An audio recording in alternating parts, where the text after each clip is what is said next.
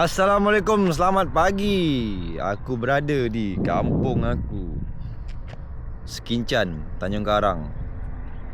So, apa yang korang nampak sekarang kampung aku, padi tengah bunting Padi tengah bunting menghijau dan tak lama lagi menunggu masa untuk dipotong Berkemungkinan dalam, kalau target aku dalam 3 minggu lagi padi dah mula untuk masak.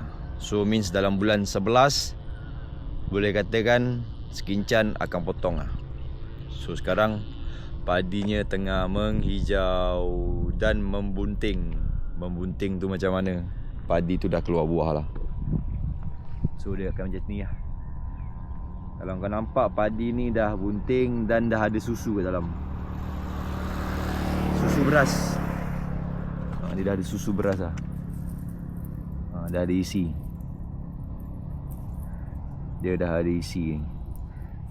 Dia dah ada tunas So dalam masa 3 minggu lagi dia dah mula matang biji berasnya. So dalam bulan 11 akan potong Jadi korang kalau nak datang Sekincan untuk tengok potong padi, bulan 11.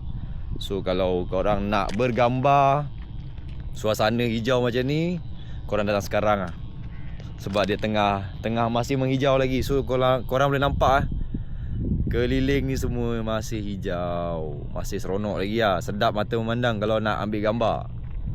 Kalau kau datang bulan 11 dia dah compang-comping. Cakap pun dah tak berapa betul. Kalau bulan 11 korang datang dah start potong, korang akan nampak dia dah compang-camping.